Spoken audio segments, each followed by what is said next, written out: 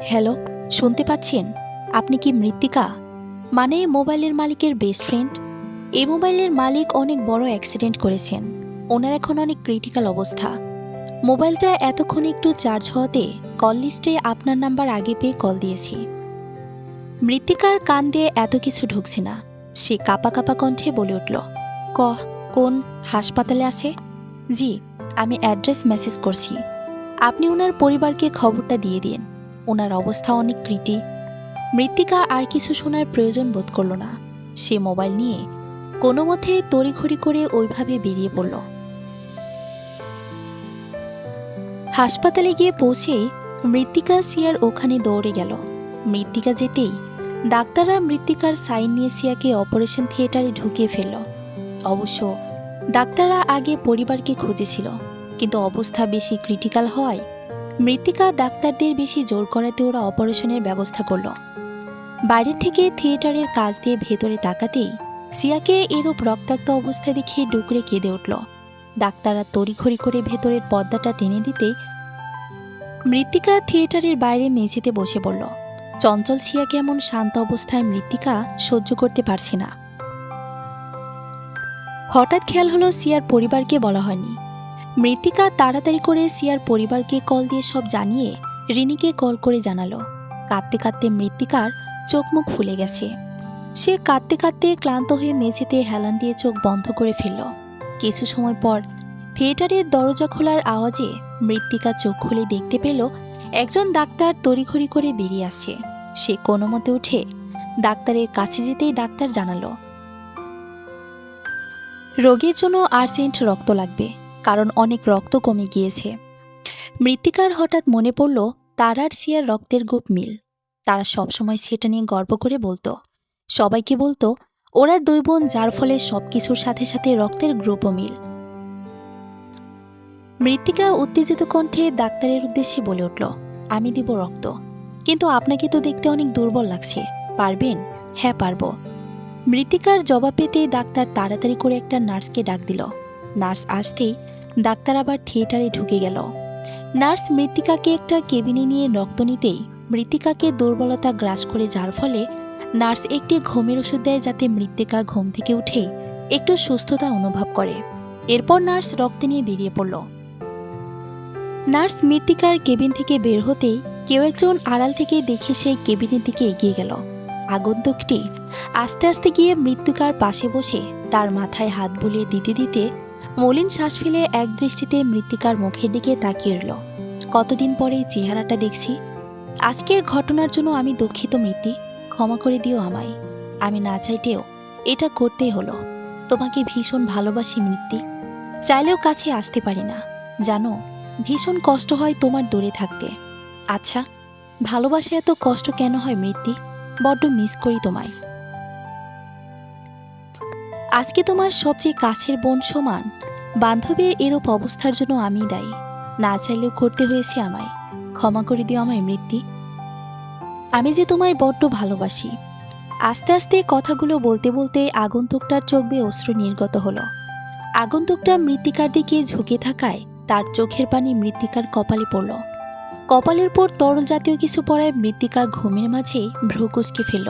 তার মনে হচ্ছে কেউ যেন খুব গভীরভাবে তার মুখের উপর ঝুঁকে তাকিয়ে আছে।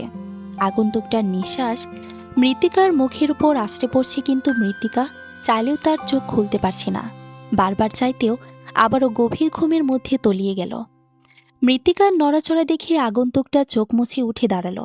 শেষবারের মতো মৃত্তিকার মাথায় পরম আদরে হাত বুলিয়ে কেবিন ছেড়ে বেরিয়ে গেল।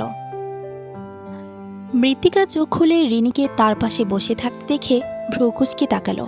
তার নিজের আবার কি হলো? সে শোয়া অবস্থায় কেন? আস্তে আস্তে সবকিছু মনে পড়তেই সে তড়িঘড়ি করে শোয়া থেকে উঠে বসল। রিনি, সিয়া কই? সিয়ার কথা জিজ্ঞেস করতেই রিনির মুখ পাংশুটি করে ফেলল।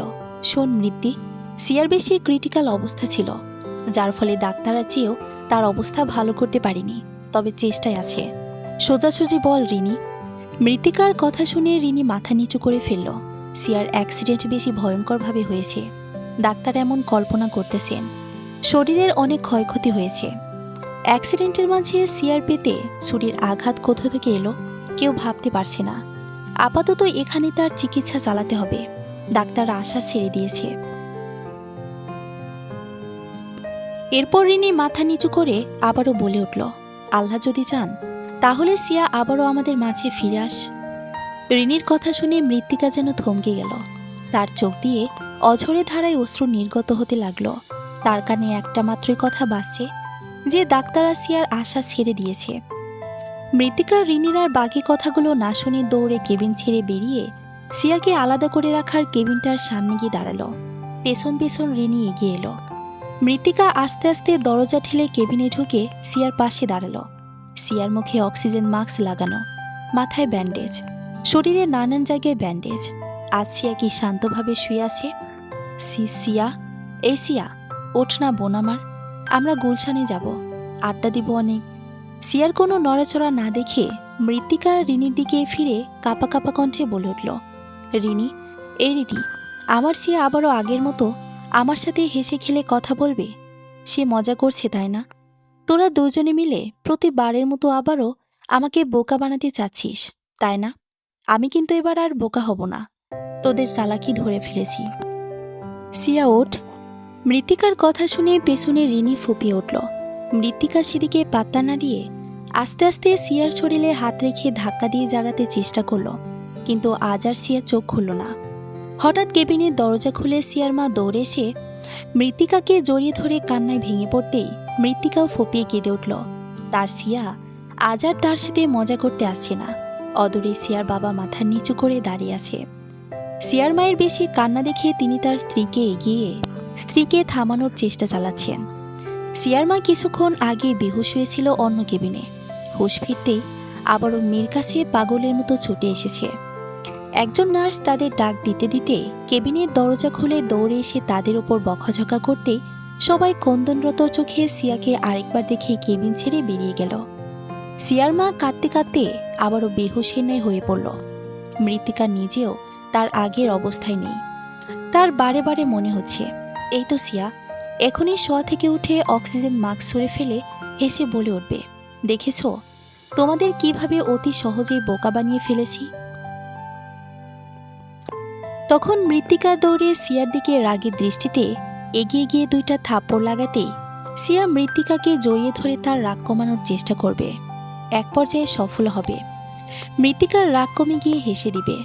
মৃত্তিকা বারবার সিয়ার কেবিনের দরজার কাছ দিয়ে সিয়ার দিকে তাকাচ্ছে। এই বুঝি সিয়া উঠে যাবে, কিন্তু আজ আর মৃত্তিকার ইচ্ছে সফল হলো না।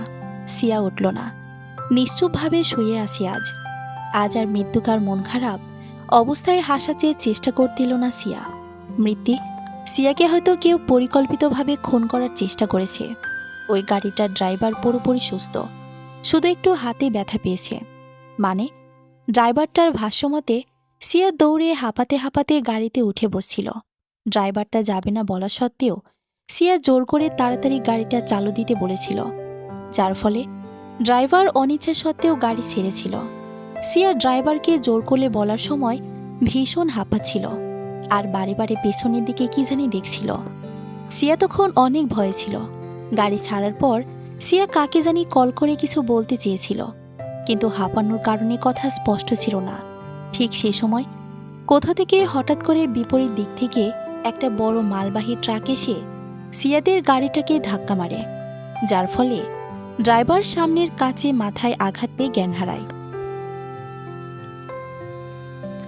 ড্রাইভারের চোখ বোঝার আগেই দেখেছিল সেই ট্রাকটা থেকে কেউ একজন তাদের গাড়ির দিকে এগিয়ে আসছিল, যার ফলে ড্রাইভার সম্পূর্ণ নিশ্চিত কেউ পরিকল্পিতভাবে সিয়াকে খুন করার চেষ্টা করেছে। এসব কি বলছিস তুই রিনি? আমার সিয়ার সাথে কারে তো শত্রুতা যে তাকে প্রাণে মেরে দিতে চাইছে। আজকে কিছুক্ষণ আগে সিয়ার সেই দিনের গাড়ির ড্রাইভারটা খোঁজ নিয়ে হাসপাতালে এসে সিয়ার মা বাবাকে সব বলে গেল। না হলে ভাব, ড্রাইভারটা নিজের সামনে থেকে তেমন একটা আঘাত পায়নি, অথচ সিয়া সে পেছনে থাকার পরেও ড্রাইভারের চেয়ে বেশি আঘাত পেয়েছে। আর ডাক্তাররা কাল ঠিকই বলেছিল সিয়ার পেটে ছুরির আঘাত। মৃত্তিকা স্তব্ধ হয়ে হাসপাতালের করিডোরে ধপ করে বসে পড়ল। তার আপাতত কিছুই মাথায় ঢুকছে না। সে শুধু মনে প্রাণে প্রার্থনা করছে সিয়া যেন খুব তাড়াতাড়ি আগের মতো সুস্থ হয়ে ওঠে। মৃত্তিকা এখনও হাসপাতালে আছে। কাল রাতে রিনি হাজার জোর করেও মৃত্তিকাকে বাসায় নিতে পারেনি।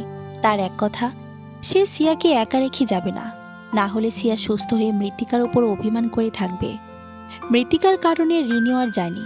বাসায় ফোন করে বলে দিয়েছে, হ্যালো স্যার, কি অবস্থা ওইদিকে? স্যার আসলে আমি মেরেছি, কিন্তু বেঁচে গিয়েছে ওই মেয়েটা, শেষ করে দাও। আগন্তুকটি নিজের খারাপ লাগাকে আড়ালে ঠেকে শক্ত কণ্ঠে আদেশ দিল অপর পাশের লোকটাকে। Okay sir. ফোন রেখে আগন্তুকটি আকাশের দিকে তাকিয়ে একটা মলিন শ্বাস ফেলল। এই জীবনে সে অনেক হত্যার আদেশ দিয়েছে, কিন্তু আজকের মতো এতটা খারাপ লাগা কাজ করেনি। তারা যে এই কথাটা বলতে গলা কেঁপেছিল, তার বড্ড খারাপ লাগছে আজ, কিন্তু সে যে নিরুপায়। সন্ধ্যায় কেটে গিয়ে চারিদিকে ধীরে ধীরে রাতের নিস্তব্ধতা ঘিরে ধরছে। আস্তে আস্তে দিনের আলো ঢেকে গিয়ে গুটগুটে আধারে পরিণত হচ্ছে চারপাশ। মৃত্তিকা হাসপাতালের একটা কেবিনের সামনে দরজাটে হেলান দিয়ে মেঝেতে হাঁটু মেরে বসে চোখ বুজে আছে। আজ 2 দিন কেটে গিয়েছে, অথচ সিয়ার জ্ঞান ফেরার নামগন্ধ নেই। রিনিকে মৃত্তিকা জোর করে সকালের দিকে পাঠিয়ে দিয়েছিল। মেয়েটা যেতে চায়নি, কিন্তু মৃত্তিকার জোরাজোরির ফলে বাধ্য হয়ে গিয়েছিল। আর কয়দিনই বা এখানে থাকবে? মৃত্তিকা কোথাও গিয়ে মন বসাতে পারবে না বিধায় এখানে রয়ে গিয়েছে। সে জানে বাসায় অথবা হোস্টেলে গেলে প্রতি পদে পদে সিয়ার কথা মনে পড়বে। তার চেয়ে এখানে সিয়ার পাশে থেকে মনকে শান্ত রাখতে পারলেই হলো। মৃত্তিকা নিজেকে সামলে নিবে। পাশের কেবিনে সিয়ার মা দুর্বল অবস্থায় শুয়ে আছে, আর সিয়ার বাবা ভারাক্রান্ত মনে বসে আছে। তাদের একটা মাত্র মেয়ের আজ এই অবস্থা মানতে পারছে না। মৃত্তিকার আজ কেন জানি মন ভীষণ খারাপ। কেন সেটার উত্তর মৃত্তিকার কাছে নেই। সিয়ার সাথে কাটানো সবগুলো দিন তার ভীষণ করে মনে পড়ছে। মৃত্তিকার পাশে দরজা খোলার আওয়াজ হতে দেখল সিয়ার কেবিন থেকে নার্স বের হচ্ছে।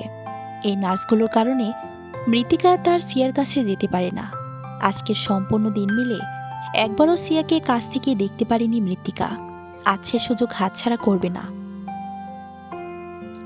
নার্স বেরিয়ে যেতে মৃত্তিকা আস্তে আস্তে মেঝে থেকে উঠে দরজার কাছ দিয়ে সিয়ার দিকে তাকালো। সে আস্তে আস্তে দরজা ঠেলে কেবিনে ঢুকে সিয়ার দিকে এগিয়ে গেল। শোয়া অবস্থায় সিয়াকে দেখতে একদম নিষ্পাপ লাগছে। কি সুন্দর লাগছে দেখতে, একদম পুতুলের মতো। সিয়া, এই সিয়া, জানিস আজ কি হয়েছে?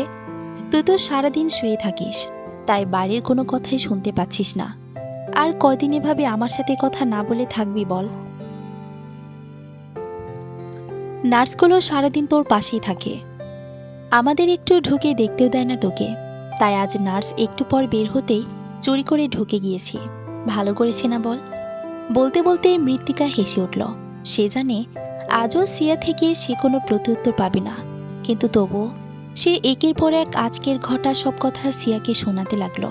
তার আশা, যদি প্রতিদিনের ন্যায় সিয়াকে মৃত্তিকার সম্পূর্ণ দিনের রুটিন না পড়ে শোনায়, তাহলে একদিন সিয়া সুস্থ হয়ে উঠে মৃত্তিকার উপর রাগ করে গাল ফুলিয়ে বলবে, আমি সুস্থ থাকলে তুই তোর সম্পূর্ণ দিনের কথা আমাকে না বলে থাকতে পারতিস না, অথচ আমি অসুস্থ হয়ে শুয়ে যাওয়ার পর তুই আমাকে তোর দিনের রুটিন শোনাসনি কেন রে? আমি শুয়ে গিয়েছি বলে? অথবা আমার কাছ থেকে কোনো উত্তর পাবি না বলে আমি ভীষণ রাগ করেছি তোর উপর। তখন মৃত্তিকা হেসে সিয়াকে জড়িয়ে ধরলে সিয়া হেসে দিবে। মুহূর্তের মধ্যেই সিয়ার সব রাগ ফুরুত করে উড়ে যাবে। মৃত্তিকা এসব ভাবতে ভাবতেই হাসতে লাগলো। এরপর আরো কিছু মনে পড়তেই সিয়ার মাথায় হাত বোলাতে বোলাতে বলতে লাগলো। হঠাৎ মৃত্তিকা খেয়াল করলো সিয়া হাত নাড়াচ্ছে। মৃত্তিকা প্রথমে চোখের ভ্রম মনে করে পাত্তা না দিলেও পরে যখন সিয়া ধীরে ধীরে চোখ খুলে তার দিকে তাকালো, তখন মৃত্তিকা খুশিতে হেসে দিয়ে সিয়ার কপালে এলোপাথারি চুমু দিতে দিতে উৎফুল্ল কণ্ঠে বলে উঠল, এই সিয়া, তুই উঠেছিস? আমি জানতাম তুই উঠবি। তুই আমাকে ফেলে কোথাও যাবি না। দাঁড়া, আন্টিকে ডেকে আনি, একটু অপেক্ষা কর। বলে মৃত্তিকা হেসে পিছন ফিরে সিয়ার মা বাবাকে ডাকার উদ্দেশ্যে পা বাড়াতে নিতেই পেছন থেকে সিয়া তার হাত ধরে ফেলাতে মৃত্তিকা থেমে গেল। মৃত্তিকা ফিরে সিয়ার দিকে তাকাতে দেখল সিয়া মৃত্তিকাকে উদ্দেশ্য করে কিছু একটা বলতে চাচ্ছে, আর তাকে ইশারা করে তার কাছে ডাকছে। মৃত্তিকা হাসি মুখে সিয়ার একদম কাছে এগিয়ে যেতেই সিয়া তার ক্যানোলা লাগানো কাপা কাপা হাতে মুখের অক্সিজেন মাস্কটা খোলার চেষ্টা করছে। হাতে ক্যানোলা লাগানোর ফলে তার হাতে রক্ত উঠে গিয়েছে। সেদিকে সিয়ার কোনো খেয়াল নেই। সে মৃত্তিকাকে ইশারা করে কিছু একটা বলতে চাচ্ছে। মৃত্তিকা তাড়াহুড়ো করে সিয়াকে থামিয়ে উত্তেজিত কণ্ঠে বলে উঠল, কি করছিস সিয়া? হাতে ব্যথা পাবি তো। মুখের অক্সিজেন মাস্ক কেন খুলছিস? সিয়া মৃত্তিকার উত্তেজিত রাগী রাগী কণ্ঠ দেখে দুর্বল অবস্থায় কন্দনরত চোখে ঠোঁটের কোণায় হাসি রেখা আনতে চেষ্টা করল। সিয়ার চোখ গড়িয়ে অঝোর ধারায় অশ্রু নির্গত হচ্ছে। মৃত্তিকা তার একদম কাছে এগিয়ে যেতেই সিয়া কাঁপা কাঁপা হাতে তার অক্সিজেন মাস্কটা টেনে খুলে হাঁপাতে লাগলো। তা দেখে মৃত্তিকার এগিয়ে সিয়ার মুখে জোর করে মাস্কটা পরিয়ে দিতে গিয়ে সিয়ার কাঁপা কাঁপা কণ্ঠে কিছু শুনে থমকে গেল। আমার সময় খুব কম, তুই সাবধানে থাকিস মৃত্তিকার হুঁশ নেই। কি বলছে এসব সিয়া? সিয়ার শ্বাস ক্রমশ ভারী হচ্ছে। সে কোনো মতে শ্বাস টেনে হাঁপাতে হাঁপাতে শোয়া থেকে ওঠার চেষ্টা করল। তো রস, সামনে অনেক বড় বিপদ, সাবধানে থাকিস বলতে বলতে শুয়ে পড়ল সিয়া। সিয়া শুয়ে কাঁপা কাঁপা হাতটা মৃত্তিকার দিকে বাড়িয়ে তাকে ছুঁতে চেষ্টা করে ব্যর্থ হল। মৃত্তিকাকে ছোঁয়ার আগে সিয়া শুয়ে আস্তে আস্তে চোখ বুজে ফেলল। মৃত্তিকা সিয়াকে চোখ বন্ধ করে ফেলতে দেখে উত্তেজিত কণ্ঠে সিয়াকে শুয়ে ডাকতে লাগল। সিয়াকে চোখ খুলতে না দেখে মৃত্তিকা দ্রুত কেবিন ছেড়ে বেরিয়ে পাগলের ন্যায় ডাক্তারকে ডাকতে লাগল। ডাক্তার তাড়াহুড়ো করে এসে সব পরীক্ষা করে দেখে একটা মলিন শ্বাস ফেলল। তাদের সব চেষ্টা বিফলে গেল। সিয়া চলে যাওয়ার অনেক দিন পেরিয়ে গিয়েছে। এখনও মৃত্তিকা সিয়াকে প্রচুর মিস করে। কি থেকে কি হয়ে গেল সে এখনও ভেবে উঠতে পারে না। তোকে বড্ড মিস করি সিও। কেন এভাবে আমাকে একা ফেলে চলে গেলি? যেখানেই থাকিস ভালো থাকিস সিও। বলতে বলতে মৃত্তিকার দু চোখ গড়িয়ে অশ্রু নির্গত হল। এখন কান্না করা সেটা প্রতিদিনের অভ্যাসে পরিণত হয়েছে। মৃত্তিকা চোখ মুছে ব্যালকনি থেকে রুমে ঢুকল। পাশে গুনগুন করে এক কোণে জড়সড় হয়ে একটা মেয়ে পড়ছে। সিয়া চলে যাওয়ার পর হোস্টেলের কর্মরত ম্যামটা অন্য আরেক মেয়েকে মৃত্তিকার সাথে শেয়ার দিয়েছে। মেয়েটা মৃত্তিকার থেকে জুনিয়র, সবসময় পড়ার ওপরেই থাকবে। মেয়েটাকে যতবার সিয়ার জায়গায় শুতে দেখবে ততবার তার বুকে চিনচিনে ব্যথা অনুভব হয়। ইচ্ছে করে সিয়া আসো, আগের মতো গল্প করো। মৃত্তিকা যদি একবার সিয়াকে কাছে পেত, জড়িয়ে ধরতে পারত মেয়েটাকে, তাহলে সব মন খারাপ নিমেষের মধ্যে উধাও হয়ে যেত। আপু, তোমার শরীর ঠিক আছে? চোখ মুখ ফুলে গিয়েছে যে। মৃত্তিকা একটা মলিন শ্বাস ফেলল। হ্যাঁ, আমি ঠিক আছি বলে মৃত্তিকা ওয়াশরুমে ঢুকে গেল ফ্রেশ হতে। সিয়া চলে যাওয়ার পর সম্পূর্ণ দিনটার রুটিনই বদলে গিয়েছে। আগে মৃত্তিকা ক্লাস শেষ করে সে ফ্রেশ হতে না হতেই সিয়া রেগে গিয়ে বকা দিতে দিতে মৃত্তিকাকে ওয়াশরুমের ভেতর ঢুকিয়ে বাইরে থেকে লক করে দিত, যাতে মৃত্তিকা ফ্রেশ হওয়া ছাড়া বের না হতে পারে। এরপর মৃত্তিকা ফ্রেশ হয়ে আসতে আসতে সিয়া রান্নার কাজ শেষ করে খাবার নিয়ে মৃত্তিকার জন্য অপেক্ষা করত। মৃত্তিকা বের হওয়ার পর একসাথে খেত। মৃত্তিকা একটা দীর্ঘশ্বাস ফেলল। সেই দিনগুলো এখন বড্ড মিস করে। এখন আর কেউ মৃত্তিকাকে নিয়মমাফিক চলার জন্য উপদেশ দেয় না। এখন আর কেউ মৃত্তিকা খাবে না বললেও জোর করে টেনে হিসড়ে তুলে খাইয়ে দেয় না। এখন আর কেউ মৃত্তিকা ঘুমিয়ে পড়লে পানি ঢেলে দিয়ে ঘুম থেকে তোলে না। মৃত্তিকা ক্লাসে না গেলেও এখন আর কেউ রেগে যায় না। তাকে এখন আর কেউ আগলে রাখে না। কতদিন হয়ে গেল আজ কারোর সাথে মন খুলে হেসে হেসে আড্ডা দিচ্ছে না মৃত্তিকা। সবকিছুর পেছনে একমাত্র সিয়া। সিয়া এখন আর তার কাছে আসে না, মৃত্তিকাকে ছুঁয়ে দেয় না। মৃত্তিকা রেগে থাকলেও কেউ এসে হাসাতে চেষ্টা করে না। তার এখনো বিশ্বাস হয় না মেয়েটা নাকি আর নেই। মৃত্তিকার কাছ থেকে অনেক অনেক দূরে চলে গিয়েছে, যেখান থেকে চাইলেও আর ফিরে আসা যায় না। এসব ভাবতে মৃত্তিকার চোখ গড়িয়ে অশ্রু নির্গত হলো। সে পাশ ফিরে তাকাতেই খেয়াল হলো ওয়াশরুমে না ঢুকে মৃত্তিকা ভাবনায় ডুব দিয়েছে। পাশে নিধি মেয়েটা তার পড়া রেখা মৃত্তিকার দিকে এক দৃষ্টিতে তাকিয়ে আছে।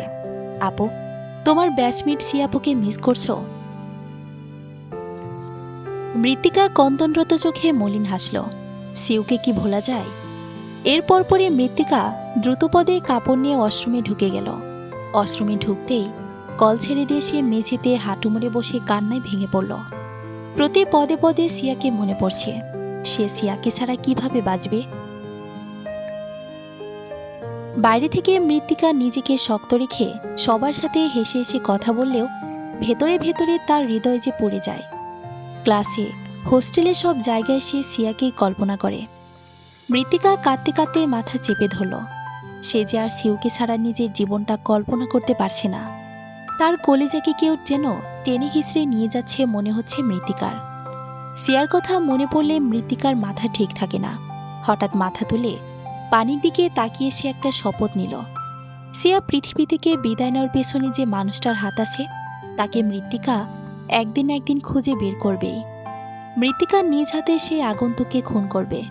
মৃত্তিকার অস্তিত্বের এক অংশ যে পৃথিবী থেকে বিতাড়িত করেছে তাকে মৃত্তিকার নিজ হাতে যতদিন পর্যন্ত তাকে খুন না করতে পারবে ততদিন মৃত্তিকার তৃষ্ণা মিটবে না।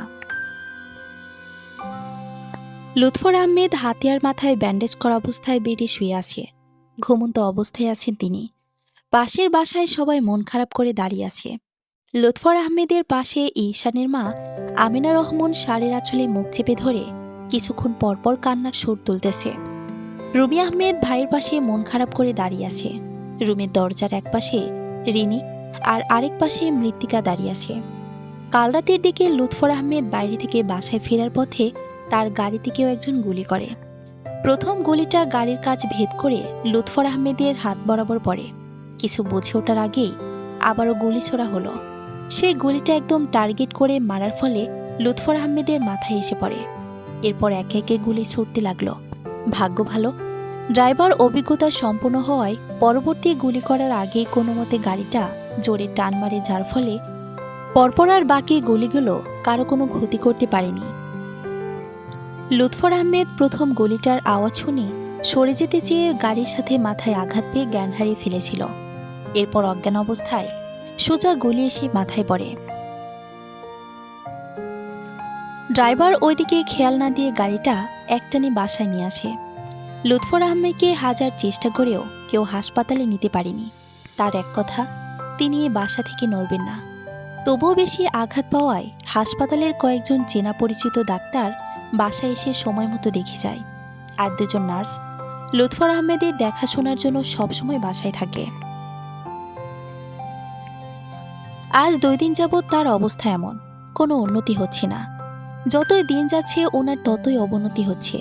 ওনাকে দুর্বলতা আস্তে আস্তে আরও অসুস্থ বানিয়ে ফেলছে। এখন কথা বলে ধীরে ধীরে। বাসার সবাই চিন্তিত। তারা ঈশানকে খবর দিতে চাইলে লুৎফর আহমেদ কড়াভাবে নিষেধ করেন। ঈশান ভুলেও যেন তার এই অবস্থা সম্পর্কে অবগত না হয়। লুৎফর আহমেদের কড়া নিষেধাজ্ঞা শুনে বাসার কেউই আর ঈশানকে খবর দেওয়ার সাহস পায়নি। বাসার কেউ ভাবতেই পারছে না হঠাৎ লুৎফর আহমেদের শত্রু কই থেকে আসবে। এত বছর কঠোর পরিশ্রম করে তিনি আজ বিশাল বড়লোক। কারো সাথে খারাপ ব্যবহার করেনি কোনো দিন। সবসময় গরিব অসহায় মানুষদের দান করত। হঠাৎ কোথা থেকে আড়ালে এত শত্রু হয়েছে। সেদিনের পর আরও বেশ কয়েকদিন কেটে গেল, কিন্তু লুৎফর আহমেদের সুস্থ হওয়ার নামগন্ধ নেই। তিনি আস্তে আস্তে আরও বেশি অসুস্থ হয়ে পড়েছেন। এখন আর থেকে উঠতে পারেন না। ওনার দিন কাটে সারাদিন একরমে শুয়েই। এতদিন বোঝা না গেলেও এই কয়েকদিনের ওনার চেহারায় বার্ধক্যের ছাপ পড়ে গিয়েছে। মৃত্তিকার ওনাকে দেখে ভীষণ মায়া হয়। কি মানুষ, কেমন হয়ে গেল। দিন চলে যায় আপন গতিতে। দেখতে দেখতে আরও 2 দিন চলে গিয়েছে। আরুষির বাবা মা সবার কাছ থেকে বিদায় নিয়ে আরুষির কাছে যাওয়ার উদ্দেশ্যে রওনা দিল। এরপর আরও 1 দিন কেটে গেল। এর মাঝে একদিন শোনা গেল লুৎফর আহমেদের মেডিকেলটা অনেক বড় অফিসারদের হাতে কর্তলগত হয়েছে। বাসার সবার মাথায় চিন্তা ভর করল। পরিবারে একের পর এক এসব কি নেমে আসছে। মেডিকেল বন্ধ হয়ে গেল। মৃত্তিকাদের ক্লাস বন্ধ ঘোষণা করা হলো। লুৎফর আহমেদ এটা শুনে আরও বেশি অসুস্থ হয়ে পড়লেন। তিনি কোনো মতে শুয়ে থাকতে চাইছেন না। লুৎফর আহমেদের বিশ্বস্ত কয়েকজনকে মেডিকেলের ওখানে পাঠিয়েও কোনো লাভ হলো না। পুলিশ মেডিকেলটাকে ঘিরে আছে। এসবের কারণে লুৎফর আহমেদ মানসিকভাবে আরও বেশি ভেঙে পড়েছেন। বাসার সবার চোখে চিন্তায় ঘুম নেই। রিনি আর মৃত্তিকা কোনো মতে ওনাকে সামলে তারা ওখানকার পরিস্থিতিটা অবলোকন করার জন্য মেডিকেলের উদ্দেশ্যে রওনা দিল। মেডিকেলের ধারে গিয়ে পৌঁছাতেই তারা দুজনেই রিকশার ভাড়া মিটিয়ে নেমে গেল। রিনি আর মৃত্তিকা একটু এগিয়ে গেল। চারপাশে বিভিন্ন মানুষের ছড়াছড়ি। পুলিশ চারদিকে ঘেরাও করে রেখেছে। স্টুডেন্টরা জিনিসপত্র নামিয়ে মাথার উপর এক বোঝা পরিমাণ চিন্তা নিয়ে হল ছেড়ে বাসার উদ্দেশ্যে রওনা দিচ্ছে। চারদিকে অনেক পরিমাণ শ্রমিক মেডিকেলের এক পাশ ভেঙে ফেলেছে। মৃত্তিকার এসব দেখে হঠাৎ করে ভীষণ রকম খারাপ লেগে গেল। এই মেডিকেলে কত স্টুডেন্ট কত দূর থেকে স্বপ্ন দেখে পড়তে এসেছে, অথচ আজ তারা অসহায়, আজ সব খালি। তার আর সিয়ার কত স্মৃতি জড়িয়ে আছে মেডিকেলে। এই হলটাতে তারা দুজনে কত হাসি তামাশা করত, অথচ তারা মেডিকেলটাকে নিমিষের মধ্যে ভেঙে চুরমার করে দিচ্ছে। মৃত্তিকার নিজের জন্য চিন্তা হচ্ছে না, তার বড় মামার জন্য ভীষণ খারাপ লাগছে। তিনি কত কষ্ট করে স্বপ্ন দেখে তিল তিল করে এই মেডিকেলটাকে তুলেছে, অথচ এই পাষাণ লোকগুলো এক নিমিষে চুরমার করে দিচ্ছে।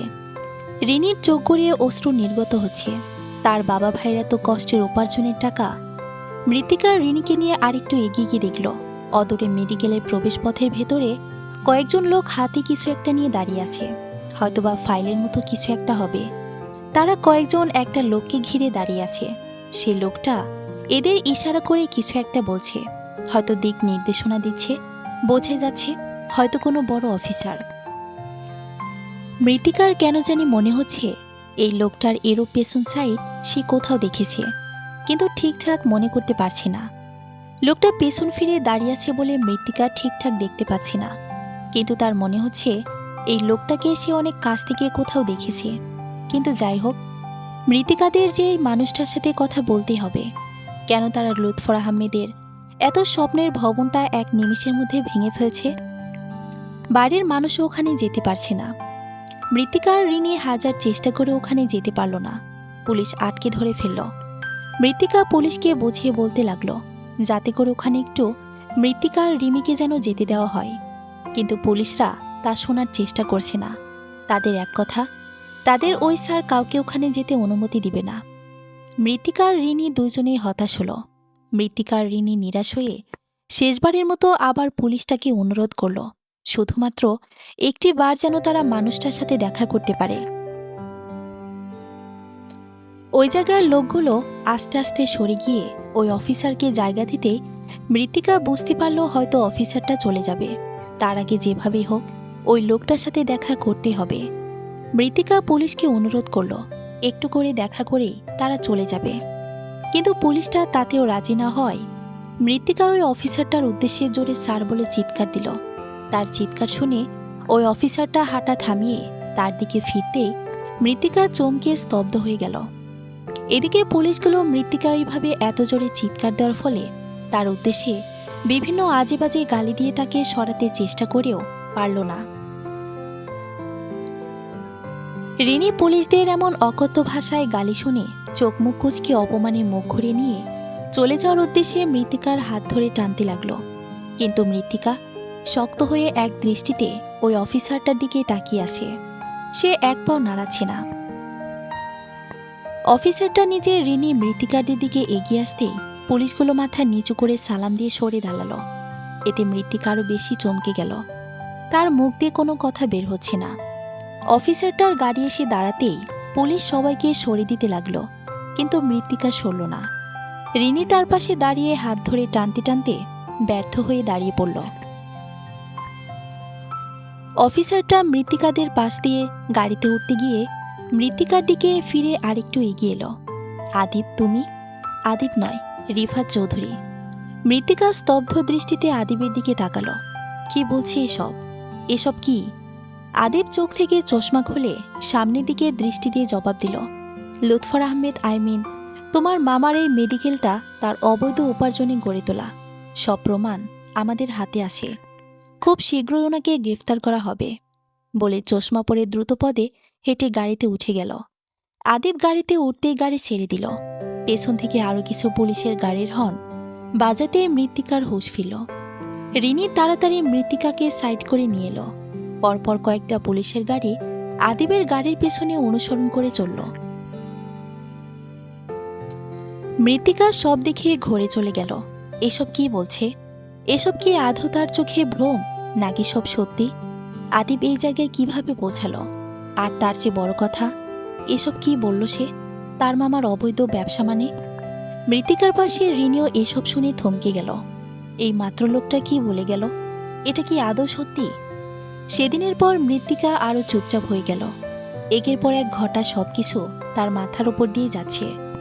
এসবের কারণে সে মানসিকভাবে অসুস্থ হয়ে পড়ছে। একের পর এক চমক নিতে পারছে না আর সে। এসব কি হচ্ছে তার সাথে? মৃত্তিকা মাথাটা চেপে ধরে মেঝেতে বসে পড়ল। রিনি এসে লুৎফর আহমেদকে সব বলতেই তিনি আরও অসুস্থ হয়ে পড়লেন। আর একদিন পর মেডিকেলটা সম্পূর্ণ ভাঙার কাজ শেষ হলো। এখন সেখানে আর আগের মতো এত আকর্ষণীয় লাগে না, শুধুমাত্র একটু খালি জমি। এসব শুনে লুৎফর আহমেদ একেবারে শুয়ে গেলেন। তিনি এখন আর উঠে বসতেও পারেন না। হঠাৎ একদিন লুৎফর আহমেদ রুমি আহমেদকে আলাদাভাবে ডেকে পাঠালো কিছু একটা বলার উদ্দেশ্যে। তিনি রুম থেকে সবাইকে ইশারায় বেরিয়ে যেতে বললেন, শুধুমাত্র রুমি আহমেদকে থাকতে বললেন।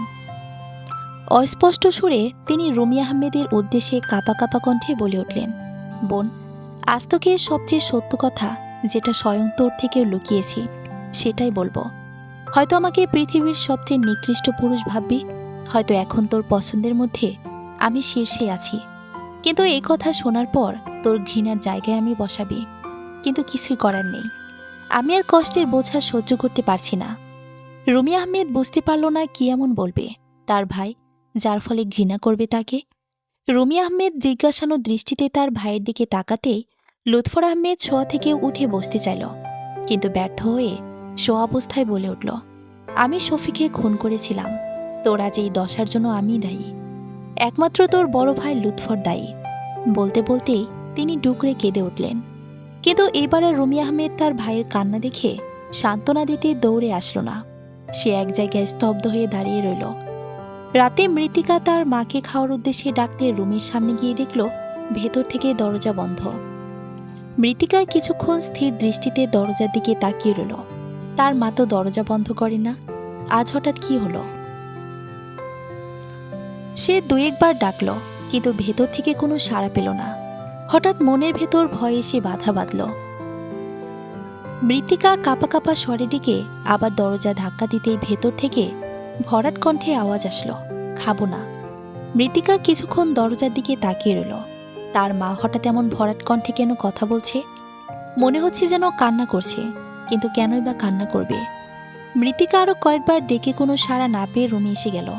তার মায়ের মাঝে মাঝে এমন হয়, আবার সকালে ঠিক হয়ে যায়। হয়তো বাবার কথা ভীষণ মনে পড়েছে, তাই আর না ডাকায় শ্রেয় মনে করে সে ফিরে আসলো। মৃত্তিকার রুমে এসে খাটে শোবার পরেও অনেকক্ষণ ঘুম এলো না মায়ের চিন্তায়। ঘুমানোর চেষ্টা করতে করতে একসময় ঘুমিয়ে পড়ল সে। হঠাৎ ঘুমের মধ্যে তার মনে হলো কেউ একজন খুব তীক্ষ্ণ দৃষ্টিতে মৃত্তিকার দিকে তাকিয়ে আছে, আর তার চোখে মুখে উপচে পড়া ছোট ছোট চুলগুলো খুব যত্ন সহকারে কানের পিছনে গুজে দিচ্ছে। মৃত্তিকা অনেকক্ষণ চোখ খুলতে চেয়েও ঘুমের জন্য পারল না। এক পর্যায়ে জোর করে চোখগুলো টেনে খুলতে দেখল সারা রুম জুড়ে রাতের নিস্তব্ধতা ঘিরে আছে। তাহলে এতক্ষণ কি এটা ভ্রম ছিল? হঠাৎ ব্যালকনি দিকে চোখ যেতে দেখল পর্দার ওপারে কেউ একজনের আবছা ছায়া। মৃত্তিকা প্রথমে ভয়ে গুটিয়ে গেলেও পরে ভয়কে আড়ালে ঠেকে ঘাট থেকে নেমে দাঁড়ালো। ততক্ষণে ছায়াটা মিলিয়ে গিয়েছে। ব্যালকনির ওখানে গিয়ে ভয়ে ভয়ে পর্দা সরাতেই কাউকে দেখল না। মাত্রই তো মনে হয়েছিল কেউ একজন এখানে আছে, কিন্তু এসেই কেউ নেই। এটা কিভাবে সম্ভব? হঠাৎ ব্যালকনিতে চোখ যেতে দেখল ব্যালকনির কাঁচটা খোলা। এটা কে খুলবে? মৃত্তিকা প্রাচীর দিয়ে নিচের দিকে তাকানোর পরও কাউকে দেখতে না পেয়ে রুমে এসে গেল। খাটে এসে শুতে আর ঘুম এলো না। সে কিছুক্ষণ হাঁটাহাঁটি করতে রুমের দরজায় আওয়াজ হলো। এত রাতে কে বা দরজা ধাক্কাবে? বাসার কারো কিছু হলো না তো? মৃত্তিকা দরজা খুলতে সামনের আগন্তুকটাকে দেখে থমকে গেল। এটা কি আদৌ ভ্রম নাকি সত্যি? কতদিন পর মানুষটাকে দেখল। মানুষটার দৃষ্টি অগোছালো, তার দৃষ্টিতে কি একটা ছিল, অস্থিরতায় ভরা সেই দৃষ্টি। মৃত্তিকার তাকিয়ে থাকতে পারল না। সে তাড়াতাড়ি চোখ নামিয়ে ফেলল। এই চোখের দিকে তাকালে তার দুনিয়া ওলটপালট হয়ে যায়। মৃত্তিকার বক্ষপিঞ্জরের হৃৎপিণ্ডটা ধপধপ করছে। কেমন আছিস মৃত্তি?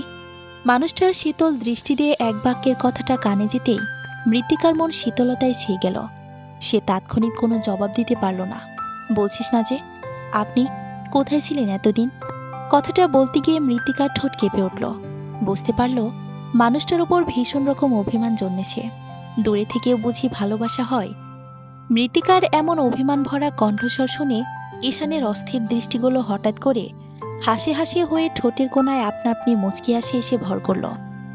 সে হেসে এগিয়ে মৃত্তিকার গালে হাত রাখতেই মৃত্তিকা উষ্ণ ছোঁয়া পেয়ে চোখ বন্ধ করে ফেলল। ঈশান তা দেখে তার প্রিয়তমাকে এক হাতে জড়িয়ে নিল। মৃত্তিকাও বিড়াল ছানার মতো একদম গুটিসুটি হয়ে ঈশানের বক্ষপিঞ্জরে গুজে রইল। আজ অনেকদিন পর রুমি আহমেদের মনে আগের স্মৃতিগুলো হানা দিচ্ছে। তার সাথে শফিকের প্রথম থেকে শুরু সবকিছুই আবার নতুন করে মনে পড়ছে। তার সাথে শফিকের প্রথম দেখা, এরপর প্রণয়, লজ্জা পাওয়া, সব মিলিয়ে কি রঙিন স্মৃতি। কিভাবে ভুলবে সে মানুষটাকে? রুমি আহমেদের চোখের সামনে হানা দিল সেই ২০ বছর আগের ডায়েরির রঙিন পাতাগুলো। তখন সবেমাত্র সদ্য কিশোরীতে পা দিয়েছে রুমি আহমেদ। ফুটফুটে মেয়ে ছিল। সম্পূর্ণ বাসা মাথায় তুলত তার চঞ্চলতায়। বাবা ছিল না। ২ ছেলে ১ মেয়েকে নিয়ে কোনো মতে টানাপোড়েনের সংসারটা চালিয়ে নিত তাদের মা রাশিদা বেগম। একমাত্র মাটার ওপরে একদিন অসুস্থতা ভর করল। বাসায় যা অর্থ ছিল সব শেষের পথে। দিন যত যায় ততই অসহায় পড়ে তারা। সাহায্য চেয়েও ব্যর্থ হয়। কেউই এগিয়ে আসে না। একদিন লুৎফর আহমেদ মাঝপথে পড়াশোনা রেখে সম্পূর্ণ বাসার দায়িত্বটা নিজের কাঁধে নেয়। কেমন করে সে সংসার চালাতো বলা যায় না। আস্তে আস্তে সুখের সংসার গড়ে উঠছিল। সদ্য কিশোরী বয়সে পা রাখা চঞ্চল রুমি সংসারের কাজগুলো এক হাতে সামনে নিয়েছিল। মা সারাদিন বিছানায় শুয়ে বসে দিন কাটাত। লুৎফর আহমেদ খুব সুন্দরভাবে সংসারটা সাজিয়ে তুলেছিল। এর কয়েক মাসের মধ্যে হঠাৎ করে তাদের সংসারটা আরও সুন্দর হয়ে উঠল। কোনো কিছুর কমতি নেই। বিরাট বিরাট দালান বালানো লুৎফর আহমেদ ছোট 2 ভাই বোনকে খুব ভালোভাবে পড়াশোনা করিয়ে বড় করে তুলছিল। আগে লুৎফর আহমেদের কাছ থেকে ছোট 2 ভাই বোন কোনো আবদার ধরলে তার কপালে চিন্তা রেখা ফুটে উঠত। অথচ এখন আর চিন্তা রেখা ফুটে ওঠে না। ওরা খোঁজার আগেই সব হাসি মুখে তাদের সামনে এনে দিত লুৎফর আহমেদ।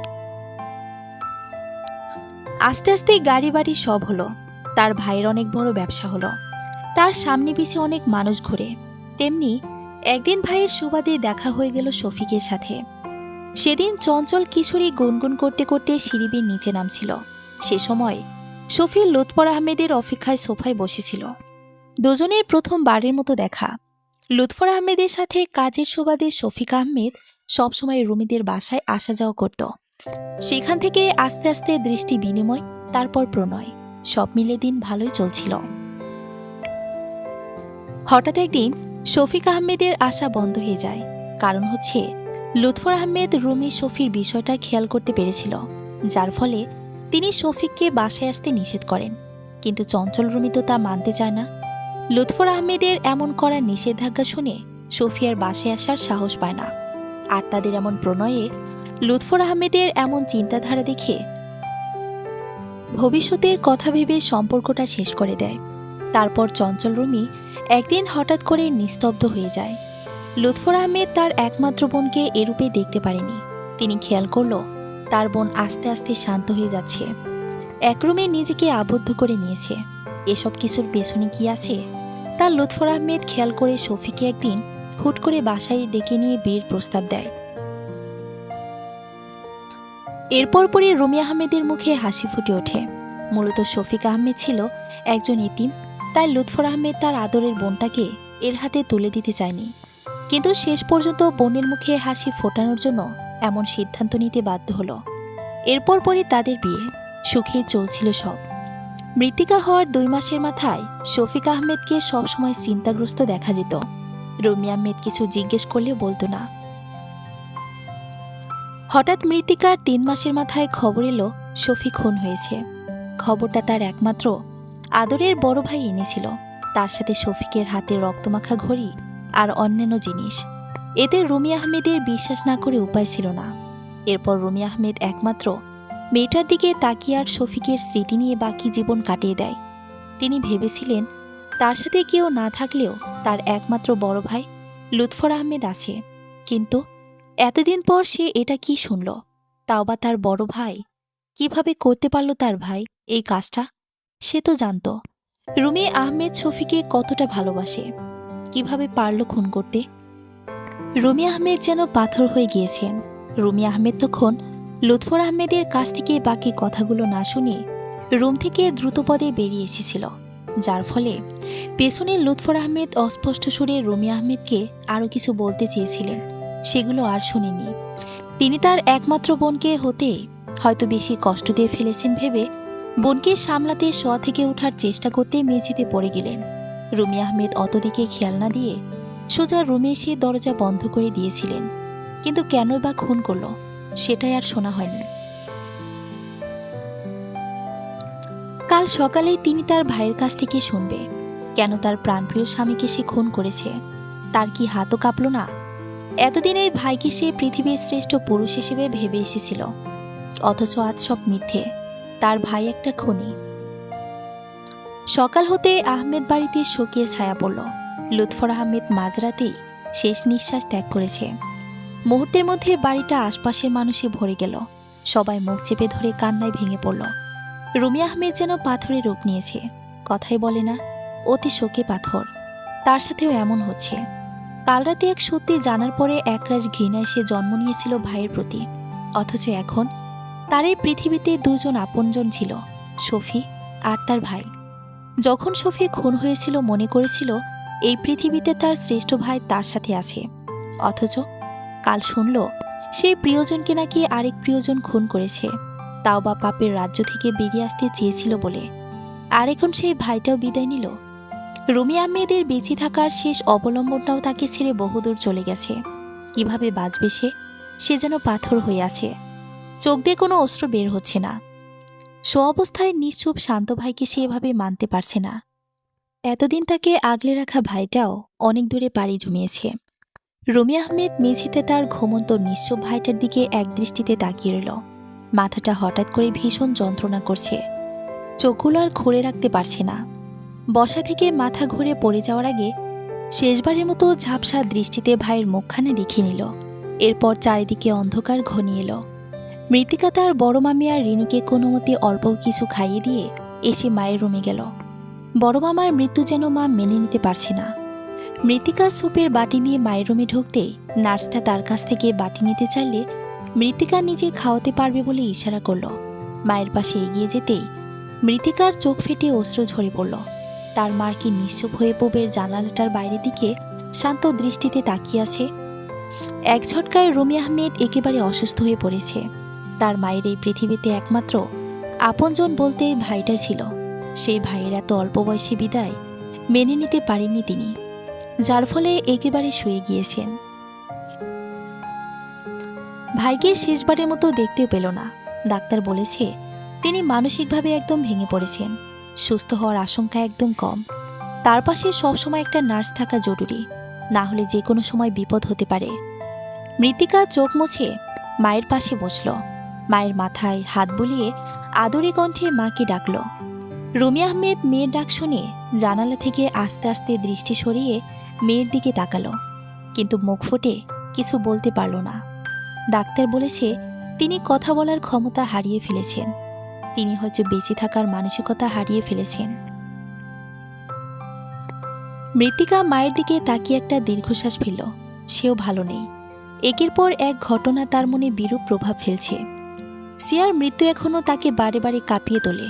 এরপর পড়াশোনা স্থগিত, আদিবের এমন পরিবর্তন, এখন আবার বড় মামার বিদায়। যার মুখ দেখে এতদিন মৃত্তিকা তার বাবার কথা ভুলত, সেই মানুষটার এভাবে বিদায়টা মৃত্তিকা মেনে নিতে পারছে না। তবুও উপরে সবার ভালোর জন্য নিজেকে শক্ত রাখতে হচ্ছে, কিন্তু প্রতিনিয়ত সে কি পারবে? মৃত্তিকা মাকে খাইয়ে দিয়ে মাথার উপর হাত বুলিয়ে দিল। রুমি আহমেদ মলিন চোখে মেয়ের দিকে তাকিয়ে রইলেন। আস্তে আস্তে ঘুমের রাজ্যে পাড়ি জমালে মৃত্তিকা তার মায়ের রুম থেকে বেরিয়ে আসে। এরপর খাবারের আরেকটা প্লেট নিয়ে নিজের রুমের দিকে অগ্রসর হলো। রুমে গিয়ে দেখল ঈশান খাটের সাথে হেলান দিয়ে মেঝেতে বসে আছে। হাঁটুর উপর এক হাত রেখে মাথা নিচু করে আছে। মৃত্তিকা নিজেকে সামলে চোখ মুছে ঈশানের দিকে এগিয়ে গেল। ঈশান ভাই। মৃত্তিকার ডাকে ঈশান তার দিকে মাথা তুলে তাকালো। চোখ দুটো ভীষণ লাল, হয়তো কেঁদেছে। মৃত্তিকা তাড়াতাড়ি চোখ ফিরিয়ে নিল। এই মানুষটাকে কষ্ট পেতে দেখলে তার নিজেরই যে ভেতরটা ফেটে চৌচির হয়ে যায়। সে সকাল থেকে তো কিছুই খায়নি, অল্প কিছু খেয়ে নিন। বাবাকে ছাড়া আমি নিজেকে এক মুহূর্ত কল্পনা করতে পারি না। কেন এত তাড়া ছিল ওনার? মৃত্তিকা কিছু বলতে পারল না। তার নিজেরও যে প্রচণ্ড খারাপ লাগছে তাকে বোঝাবে সে। একের পর এক তার প্রিয় দুইটা মানুষ তাকে ছেড়ে চলে গেছে। ভেতরটা তার ফেটে যাচ্ছে, কিন্তু কাউকে মুখ ফুটে কিছু বলতে পারছে না। এই মুহূর্তে ঈশান ভাইকে সান্ত্বনা দেওয়ার মতো কোনো ভাষা সে পাচ্ছে না। সে একটা মলিন শ্বাস ফেলে ঈশান ভাইয়ের কাঁধে আলতো করে ডান হাতটা রাখতেই ঈশান মৃত্তিকাকে ঝাপটে ধরে ডুকরে কেঁদে উঠল। ঈশান মৃত্তিকার কাঁধে মুখ গজে দিয়ে কান্নায় ভেঙে পড়ল। মৃত্তিকারও এতক্ষণ যে কান্নাগুলো আটকে রেখেছিল তা সব বেরিয়ে এলো। এই বাসাটা হয়তো কেউ বড় মামাকে ছাড়া কল্পনা করেনি, অথচ আজ সেই দিন দেখতে হচ্ছে। বাসাটা ছিন্ন বিচ্ছিন্ন হয়ে গিয়েছে এক সপ্তাহের ভিতর। দেখতে দেখতে আরও কয়েকদিন কেটে গেল। মেডিকেলটা আস্তে আস্তে সম্পূর্ণভাবে উচ্চ পদস্থ কর্মকর্তাদের হাতে কর্তলগত হয়েছে। ঈশান সেদিকে আর খেয়াল দেয়নি। মৃত্তিকার কাছে এসব প্রশ্নের কোনো উত্তর জানা নেই। ঈশান হয়তো কিছুটা হলেও জানে, কিন্তু বলছে না। না হলে এত বড় মেডিকেলটা অন্যরা ভেঙে জায়গা দখলে নিয়ে নিয়েছে, তবুও ঈশান সেদিকে কেন ভাবনা দিল না? এই ব্যাপারটা মৃত্তিকাকে বারে বারে ভাবায়, কিন্তু তবুও সে মুখ ফুটে কিছু জিজ্ঞেস করে না। মানুষটা সবেমাত্র একটা শোক কাটিয়ে উঠেছে, তার উপরে কয়েকদিনে মৃত্তিকা মানুষটাকে প্রচণ্ড রকম ভালোবেসে ফেলেছে। আস্তে আস্তে রুমি আহমেদের শরীরের অবনতি হচ্ছে। শহরের সবচেয়ে ভালো ডাক্তারকে দেখিয়েও লাভ হলো না। ডাক্তাররা বলল, যদিও আশা করা যায় না, তবুও চেষ্টা করে যাচ্ছি। আমরা শারীরিকভাবে ওনাকে চিকিৎসা দিয়ে সুস্থ করার চেষ্টা করছি, কিন্তু উনি মানসিকভাবে ভেঙে পড়েছেন অনেক আগেই। উনি ওনার মনের কষ্টগুলো কাউকে বলতে না পেরে চিন্তায় আরও ভেঙে পড়ছেন। উনি বাঁচার আশা ছেড়ে দিয়েছে, যার ফলে ওনাকে বাঁচানো কষ্টকর হয়ে দাঁড়িয়েছে। তবু আমরা চেষ্টা করছি। এবার বাকিটা আল্লাহ ভরসা। মৃত্তিকা ভীষণ করে ভেঙে পড়েছে। সে এসব আর মানতে পারছে না।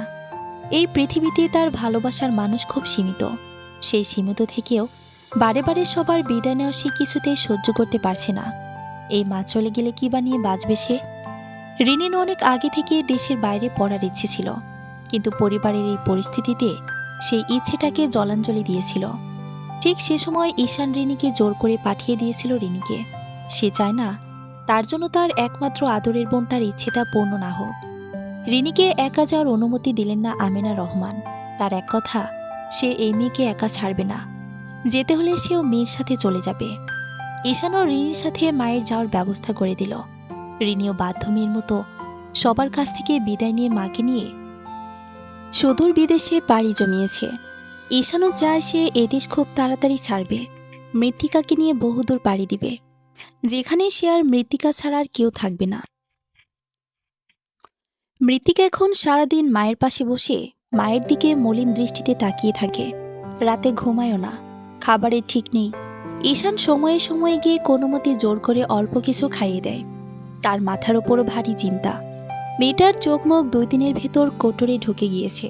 চেহারা শুকিয়ে কাঠ, চোখের নিচে কালো দাগ বসে গেছে, ঠিক মতো চুল আশ্রায় না। ঈশান সারাদিন ওখানে দৌড়ে রাতে বাসায় ফিরে ক্লান্তিতে চোখ বুজে যায়। তবুও সে মুখের ওপর পানির ঝাপটা দিয়ে ঠোঁটের কোনায় হাসি রেখা টেনে মৃত্তিকার চুল আশ্রিয়ে দেয়, তার যত্ন করে। মৃত্তিকা মলিন চোখে ঈশানের দিকে তাকিয়ে হাসে। সারাদিন ঈশান এত ব্যস্ততা শেষে রাতে যখন মৃত্তিকাকে কাছে টেনে বুকের ভেতর জড়িয়ে ধরে, তখন তার সব ক্লান্তি মুহূর্তের মধ্যে উবে যায়।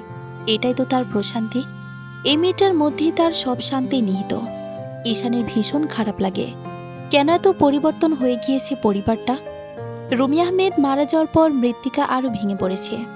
সে কারো সাথে কথা বলে না, নিজেকে একটা বদ্ধ রুমে সবসময় আবদ্ধ রাখে। চুলগুলো সবসময় অগোছালো হয়ে থাকে। ঈশান খুব দ্রুত এই সব কিছুর ব্যবস্থা করার চেষ্টা করছে। সে তার এসব কাজ ছেড়ে দিয়ে খুব দ্রুত মৃত্তিকাকে নিয়ে বিদেশে সম্পূর্ণ আলাদা হয়ে পাড়ি দিবে। মৃত্তিকার এমন মলিন চেহারা দেখে সে আর সহ্য করতে পারছে না। তার বিদেশ যাওয়া পর্যন্ত রিনিকে সুদূর দেশ পাড়ি দিয়ে মৃত্তিকার জন্য আনালো ঈশান। আর মাত্র কয়েকদিন, এরপরে এসবের প্যারা আর থাকবে না। তারপর রিনি, মৃত্তিকার ঈশান চলে যাবে বহুদূর। ঈশানের মাঝে মাঝে ভয় হয়, মৃত্তিকাকে সে সত্যিটা জানালে তাদের এই সুন্দর সম্পর্কে কি আর থাকবে, নাকি মৃত্তিকা ঈশানকে ভুল বুঝে অনেক দূর চলে যাবে। কিন্তু এই সত্যিটা মৃত্তিকাকে না জানালে এই সম্পর্কটা যে মিথ্যের উপর তৈরি হবে, আর যদি জেনেও যায় তাহলে কি হবে ভাবতেই ঈশানের মনের ভেতর কষ্ট চেপে ধরে। না, মৃত্তিকাকে এসব কিছুতে বলা যাবে না। হোক না মিথ্যের উপর সম্পর্ক, তবুও যদি ভালো থাকা যায়, মৃত্তিকাকে যদি সবসময় তার কাছে রাখা যায় তাহলে সে বেঁচে থাকতে পারবে। আর যদি সত্যিটা বলার পর মৃত্তিকা হারিয়ে যায়, না, মৃত্তিকে সে এসব কিছুই বলবে না, সে তো এসব কাজ থেকে বেরিয়ে আসবে। রিনি আসার পর রিনির সঙ্গতায় মৃত্তিকার মাত্র একটু একটু সুস্থ হয়ে উঠছে। ঈশানও অনেক খুশি। এই তো কালই চলে যাবে এরা। সকালে উঠে ঈশান নিজ হাতে মৃত্তিকাকে জোর করে ঘুম থেকে তুলে খাইয়ে দিল। তারপর মুখ মুছে দিতে দিতে বলে উঠল, আজ একটা সারপ্রাইজ আছে। মৃত্তিকা খাবার চিবুতে চিবুতে ভ্রুকুচকে তাকালো ঈশানের দিকে। ঈশান মুচকে এসে বলে উঠল, সে না হয় সন্ধ্যায় দেখে নিও। এরপর প্লেট রেখে এসে রুম থেকে বেরিয়ে যেতে যেতে রিনির উদ্দেশ্যে বলল, রিনি যাচ্ছি, কিছু সময় পর আসছি, সারপ্রাইজটা মৃত্তিকে বলিস না। মৃত্তিকা ঈশানকে বিদায় দিতে তার পেছন পেছন আসতে গিয়ে ঈশানের কথা শুনে অভিমানে মুখটাকে মলিন করে ফেলল। ঈশান দরজা দিয়ে বেরিয়ে যেতে গিয়ে মৃত্তিকার এমন অভিমান ভরা দৃষ্টি দেখে থেমে হাসল। এরপর মৃত্তিকার গালে পরম মমতায় হাত রেখে আদরি কণ্ঠে বলে উঠল, তোমাকে এমন মানায় না, সবসময় হাসি খুশি থাকবে। তুমি জানো তোমার হাসিটা কত সুন্দর। মৃত্তিকার রাগী দৃষ্টিতে ঈশানের দিকে তাকিয়ে বলে উঠল, জানতো। ঈশান হেসে সিঁড়ি বেয়ে নেমে যেতে পা বাড়াতে মৃত্তিকা দরজা আটকে দিতে গিয়ে আর আটকাতে পারল না। সে ভ্রুকুচকে তাকাতে দেখল ঈশান হাত দিয়ে দরজা আটকে ফেলেছে। মৃত্তিকা ভ্রুকুচকে তাকাতে ঈশান ফট করে দরজা পেরিয়ে মুখ ঢুকিয়ে মৃত্তিকার কপালে তার ঠোঁটের উষ্ণ ছোঁয়া স্পর্শ দিল। মৃত্তিকা কড়া দৃষ্টি নিক্ষেপ করে কিছু বলতে নিতে ঈশান বলে উঠল, ভালোবাসি, ভালোবাসি প্রচুর। মৃত্তিকার রাগ মুহূর্তের মধ্যে উবে গেল। একবার ভালোবাসি বলো, তোমার কাছ থেকে বোধহয় আমার আর ভালোবাসি শব্দটা শোনা হবে না। ঈশানের কণ্ঠ অসহায় শোনালো। মৃত্তিকা কিছু না বলে লজ্জায় মাথা নিচু করে পেছন দিকে ঘাড় বাঁকিয়ে রিনিকে আসতে দেখে রাগী দৃষ্টি নিক্ষেপ করল। সাবধানে যাবেন, আল্লাহ হাফেজ বলে পরপরই মৃত্তিকা ঈশানের বাচ্চাপনাকে পাত্তা না দিয়ে হাসিকে আড়ালে ঢেকে মুখের উপর দরজা বন্ধ করে দিল। ঈশান মুচকি এসে সিঁড়ি বেয়ে পেছন দিক থেকে নেমে যেতে যেতে বলে উঠল, ভালোবাসি মৃত্যুবউ, ভালোবাসি প্রচুর। মৃত্তিকা দরজা বন্ধ করার পরে বাইরে থেকে ঈশানের আওয়াজ শুনে আপন মনে বিড়বিড় করে, আমিও প্রচুর ভালোবাসি আপনাকে ঈশান সাহেব বলেই হেসে ফেলল। এরপর দৌড়ে রুমের ব্যালকনি গিয়ে ঈশানের গাড়ি পর্যন্ত চোখের আড়াল না হয় ততক্ষণ তাকিয়ে রইল। এই মানুষটা আছে বলেই সে আবার বাচ্চার মানে খুঁজে পেয়েছে। এখন এই পৃথিবীতে মৃত্তিকার বাঁচার শেষ সম্বল এই মানুষটা। এই মানুষটাই তার প্রশান্তি। কারো ধাক্কায় মৃত্তিকা ভাবনা থেকে বেরিয়ে দেখতে পেল রিনি ভ্রুকুচকে মৃত্তিকার পানে চেয়ে আছে। কি রে, এত মিটিমিটি হাসি কেন? কি ব্যাপার মৃত্তিকা? রিনি ঠোঁট টিপে হেসে বলে উঠল, ওইটা বাদ দে, কিসের সারপ্রাইজ আজ রিনি? মৃত্তিকা রিনির কথার জবাব না দিয়ে উল্টো প্রশ্ন করল, ওইটা ভাই আসলেই দেখতে পারবি, এখন এত উৎকণ্ঠা হোস না বলে রিনি রুমের উদ্দেশ্যে পা বাড়ালো। জীবন আসলেই সুন্দর। এই জীবনের সাথে জড়িত প্রিয় মানুষটা যদি মনের মতো হয় তাহলে আরও বেশি সুন্দর। কল্পনার রাজ্যের মতো জীবনটা পরিপূর্ণ। ঈশান নামক মানুষটার জন্যই মৃত্তিকার জীবনটা পরিপূর্ণ। তার কাঁধে মাথা রাখলে এমন হাজার হাজার বছর দিব্যি পার করে দেওয়ার ইচ্ছে জাগে। সময়ের সাথে সাথে ঈশান নামক মানুষটা মৃত্তিকার জীবনের সাথে আরও বেশি জড়িয়ে যাচ্ছে। মানুষটার নিত্য নতুন কাজে তার প্রেমে বাড়ি বাড়ি পড়ে মৃত্তিকা। ক্রমশ নিজেকে হারিয়ে ফেলছে মানুষটার মাঝে। এই তো জীবন সুন্দর। মৃত্তিকার রুমে খাটের উপর মোবাইলটা অনবরত বেজে চলেছে, কিন্তু ওয়াশরুমে গোসলে থাকায় সে ধরতে পারেনি।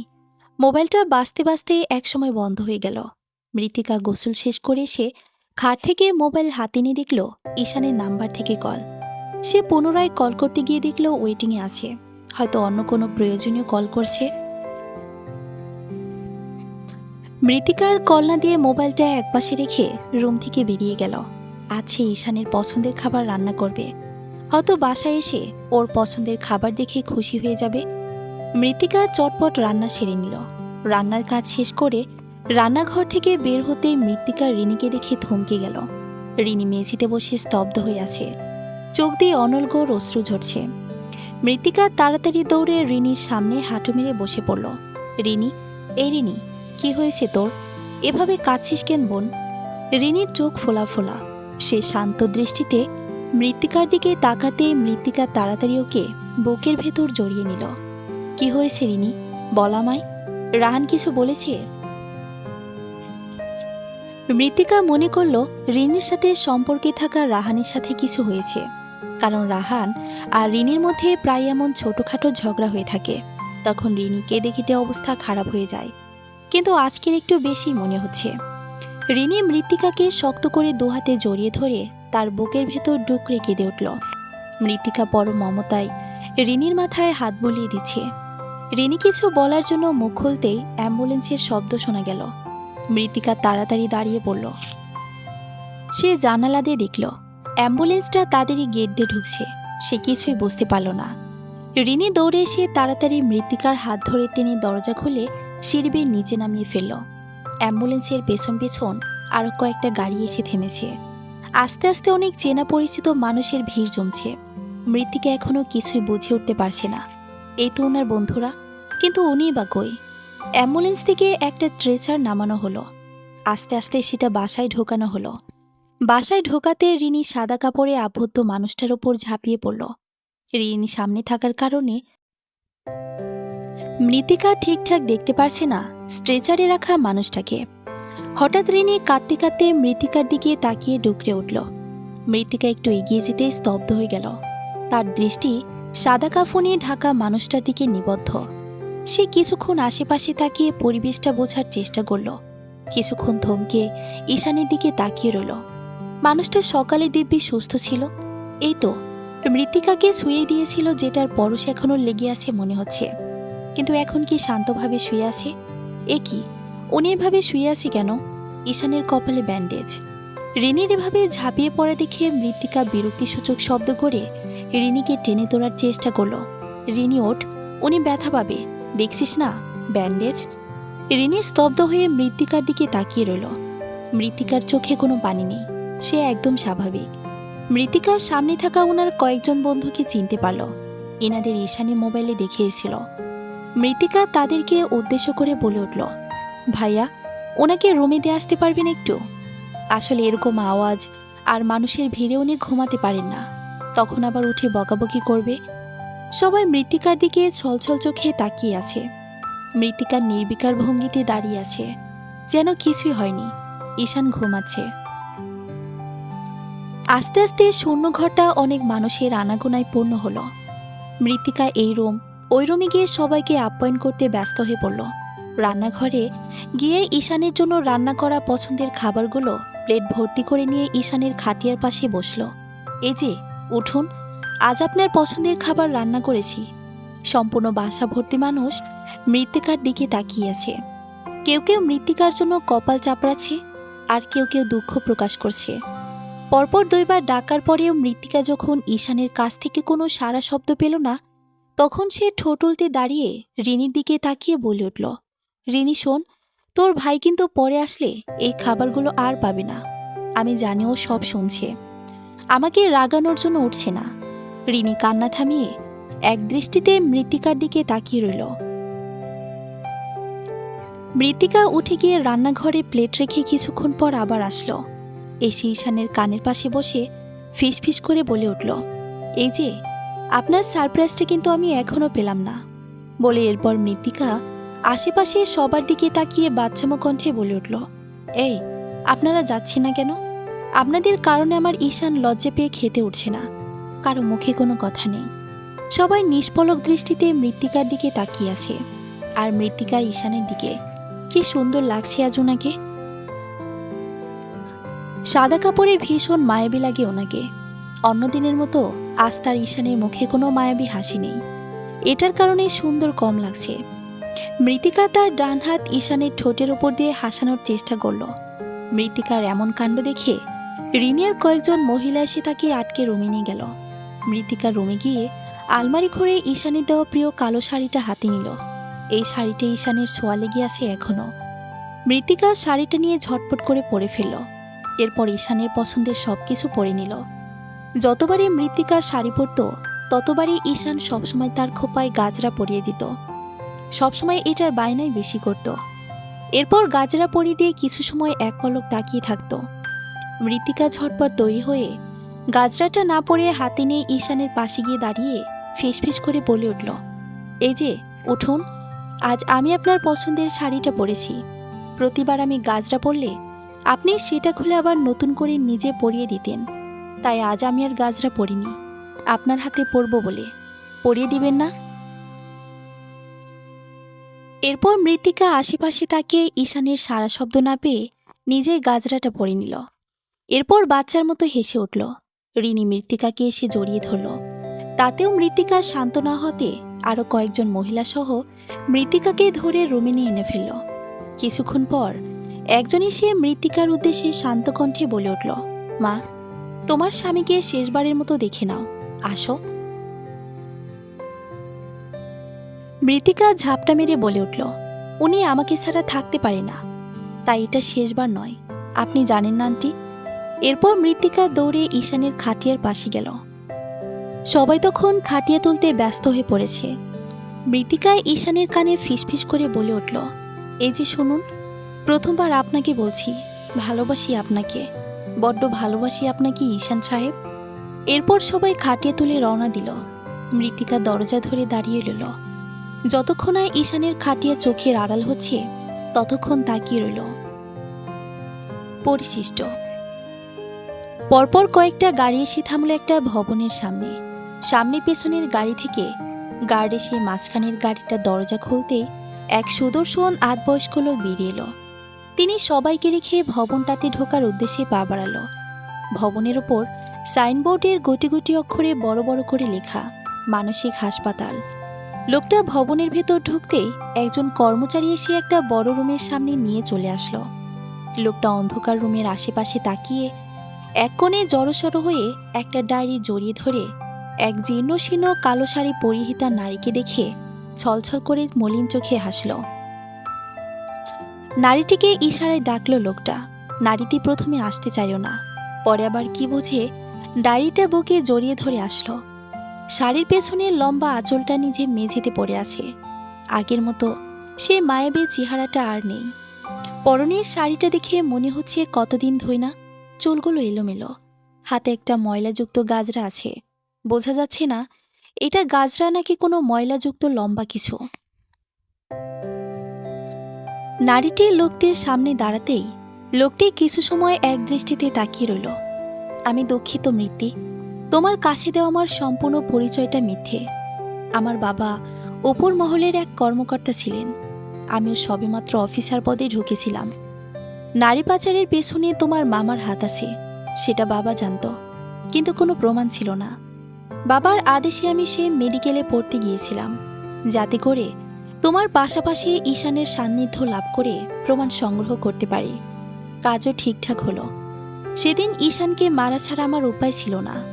ওপর মহলের করা নির্দেশ ছিল যাতে ঈশানকে গ্রেফতার করি, কিন্তু আমি ঈশানকে গ্রেফতার করলে চোখের সামনে তোমাকে ঈশানের সাথে দেখা করতে বারবার দেখতাম, যেটা আমি সহ্য করতে পারতাম না। তাই তো ঈশানকে না চাইতেও দুর্ঘটনার শিকার হতে হলো। আমাকে ক্ষমা করে দিও মৃত্যু, তোমার সাথে অভিনয় করতে করতে এভাবে সত্যিকারের ভালোবেসে ফেলবো তা কল্পনাও করিনি। ভীষণ ভালোবাসি মৃত্যু তোমায়। তোমার এই অবস্থায় আমি ভালো নেই। দিন শেষে তোমার স্মৃতি নিয়ে আজ 10 বছর কাটিয়ে দিয়েছি। তোমাকে আমি কিছুতেই ভুলতে পারছি না মৃত্যু, জানো। আমার আকাশটা আর সবার মতো নীল নয়। আমার আকাশে শরতে সাদা মেঘ খেলা করে না, বর্ষায় এই আকাশ সবার সামনে কাঁদতেও পারে না। আমার আকাশটা বড়ই অদ্ভুত ছয়রঙা, বড়ই শান্ত, ভীষণ একা। তোমার এই কষ্ট দেখে আমি মোটেও ভালো নেই। আজ তোমার এই অবস্থার জন্য শুধুমাত্র আমিই দায়ী। আমার এছাড়া উপায় ছিল না। ক্ষমা করে দিও আমায়। রিফাত কাঁদতে কাঁদতে রুমটা থেকে বেরিয়ে গেল। মৃত্তিকার নিশ্চুপ শান্ত ভঙ্গিতে রিফাতের যাওয়ার দিকে তাকিয়ে রইল। হাতের ডায়েরিটা চোখের সামনে ধরল। এই ডায়েরিটা প্রতিদিন পড়তে পড়তে তার মুখস্থ হয়ে গিয়েছে, তবুও একদিনও বাদ যায়নি। ডায়েরিতে গুটি গুটি অক্ষরে বড় বড় করে লেখা, প্রিয় মৃত্যু, ক্ষমা করে দিও মৃত্যু আমায়। আমি বেঁচে থেকেও মরার মতো হয়ে আছি। দিন শেষে তোমাকে কাছে পাই বলেই এই জীবনটা সার্থক মনে হয়। আমি পাপের রাজ্যে আছি সেই ছোটকাল থেকেই। সেদিন কিডন্যাপারদের হাত থেকে আমি তোমাকে বাস স্ট্যান্ডে এনে রেখেছি। আরেকটা বড় সত্য, তোমার জীবনের এক অংশ জুড়ে অবস্থান করা সিয়াকে আমি মেরেছি। আমি দেশের বাইরে যাইনি। পাচার কাজের জন্য কয়েকদিন লুকিয়ে থাকতে হতো, তাই তোমাকে মিথ্যে বলেছি। সেদিন সিয়া হোস্টেলে আসার পথে বাস স্ট্যান্ডে আমাকে দেখে আমার পিছু নেয়। আমার পিছনের ফলে আমার কিছু কাজ সম্পর্কে সে অবগত হয়ে গিয়েছে। আমি জানি ওকে বাঁচিয়ে রাখলেও ও সবকিছু তোমাকে বলে দিবে। কিন্তু আমি এই জীবনে তোমাকে ছাড়া থাকতে পারবো না। তোমার ঘৃণা নিয়ে বাঁচা আমার পক্ষে সম্ভব নয়। তোমাকে আমি ভীষণ ভালোবাসি মৃত্যু। সিয়াকে আমি আমার বোনের নজরে দেখতাম। না চাইতেও তাকে মারতে হয়েছে আমার। ক্ষমা করে দিও আমায়। এই হাত দিয়ে আমি অনেক পাপ কাজ করেছি। এই কথাগুলো তোমাকে মুখে বলার সাহস আমার কোনোদিনই হতো না। আমি জানি আমার জীবন সংকটে আছে। যে কোনো সময় আমার প্রাণ যেতে পারে। তাই এগুলো লিখে রিনির হাতে ডায়েরিটা দিয়েছি। আমি যদি কোনোদিন হারিয়ে যাই, তখন যেন রিনি তোমাকে এই ডায়েরিটা হাতে দেয়। মরার পর যদি ডায়েরিটা পড়ে আমাকে ঘৃণা করো, তবুও কোনো আফসোস হবে না। কারণ বেঁচে থাকতে অন্তত কয়েকদিন হলেও তো তোমার ভালোবাসা পেয়েছি। মৃত্যু ছাড়া বিষাদের গল্পগুলো থেকে মুক্তি পাওয়া বড়ই কঠিন। কিন্তু আমার তোমার সাথে বাঁচার তীব্র ইচ্ছে। যদি বেঁচে থাকি, প্রমিস করছি আমি পাপের রাজ্য ছেড়ে দেব। এমন পাপ কাজ আর কোনোদিন করব না। এই পাপের রাজ্যে কেউ একবার ঢুকলে বের হতে পারে না। কিন্তু আমি ওদের চোখ ফাঁকি দিয়ে তোমাকে নিয়ে অনেক দূরে চলে যাব, যেখান থেকে কেউ চাইলেও আমাদের আলাদা করতে পারবে না। আমি বাঁচলে তোমার সাথে বাঁচতে চাই মৃত্যু। ধৈর্য ধরো। আর কয়েকদিনের ভেতর আমরা সুদূর অনেক দূরের দেশে পাড়ি দেব, যেখানে আমাদের মাঝখানে কেউ আসবে না। ভালোবাসি মৃত্যু। ইতি ঈশান। মৃত্তিকা ডায়েরিটা বন্ধ করে খোলা এলোমেলো চুলে চোখ বন্ধ করতেই অশ্রু ঝরে পড়ল। ভেবেছিল তার জীবনে বুঝিয়ে এতদিনে রঙিন রোদ এসেছিল, কিন্তু তাও ক্ষণিকের। সমাপ্ত।